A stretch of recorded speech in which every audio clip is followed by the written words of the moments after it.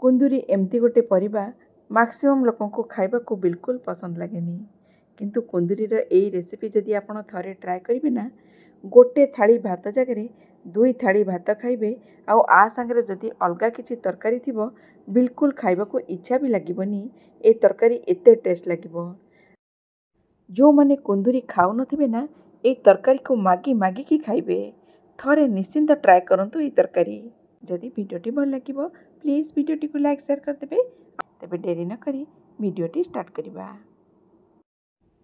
कुंदुरी को भल भाबरे धोई देला परे एठी मु 2टा मीडियम साइज रो आलू नेछि। आलूर ऊपर चोपा को छड़े दबा। आलू को एमती लंबा रे छोट छोट पीस करके काटी नबा। जेमती आपण आलूर भजा पई काटंती ताठू टिके मोटा रखिछि मु एई आलू को भल भाबरे 2-4 थर करके धोई नबा। आलूटा को देखंतु आलूटा धोइला परे साइड रे रखि देली। एठी किछि कुंदुरी नेछि। कुंदुरी को एमती काटी नबा लंबा लंबा रे काटी नउछि। देखंतु एमती करके मु सब कुंदुरी को भल भाबरे काटी नउछि।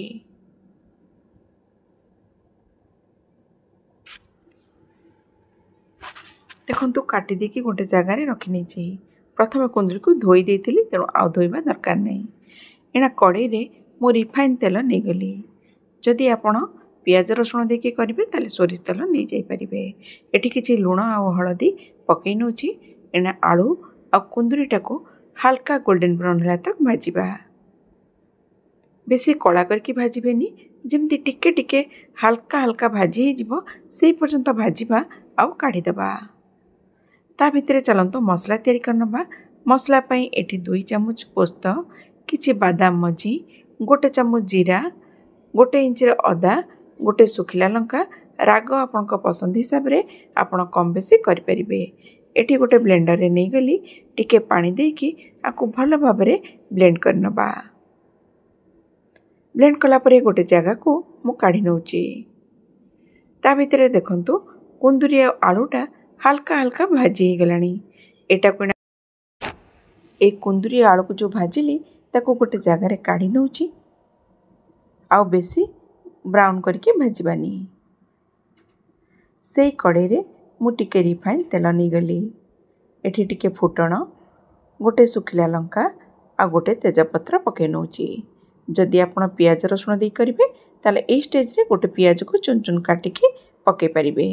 एटा मो बिना पियाज रसुण रे करछि तेणु मु एठी यूज करेनी। गैस रो फ्लेम को लो करके एना काश्मीरी रेड चिली पाउडर टिके पके नेली। संगे संग जो मसला को बाटी के रखिथिली ताको भी पके नबा। तापरे टिके पानी भी ऐड कर नेली। पानी ऐड कला परे एथिरे टिके हळदी गुंड पके नबा। स्वाद हिसाब रे लूण पके नबा। जति के तरकारी लागिबो मु एका संगे पके नउची। मसलाटा को तेल छाड़ीबा तक कसिबा। ऊपर टिके टिके जेमती तेल छाड़ीबो जानिबे मसला कसी जाइछि। देखंतु मसला कसी हे गलानी। एना गोटे टमाटर को काटी के रखिथिली ताको पके नउची। भल भाबरे मिक्स कर देबी। मिक्स कला परे एथिरे टिके गरम मसला गुंड हाफ चम्मच पके नउची। एटा को कवर कर दबा और टमाटरटा को सिजिबा को छाड़ी दबा। टिके पानी ऐड कर नउची। मते पानी कम लागले अल्प टिके पानी ऐड कर नेबे। ना कवर कर देकी छाड़ी दउची जेमती टमाटरटा नरम हे जिवो। किछि समय परे देखंतु टमाटरटा नरम हे जाइछि आ पूरा मसला सहित मिसी गलानी। ए स्टेज रे हमें कोन करबा जो कुंदुरी और आलू को भाजी के रखिथिले ताको पके नबा आ भल भाबरे मिक्स कर दबा। मिक्स कला परे काले तळो लागी जिवो सेति पई मु एठी पाखापाखि 1 ରୁ 2 कप पानी ऐड करि नउची। ता भितरे कुंदुरी और आलूटा भल भाबरे सिझी जिवो। एना मु भल भाबरे गोळै दउची। एटा को कवर करके छाड़ी देबी जे पर्यंत कुंदुरी और आलू न सिझिछि।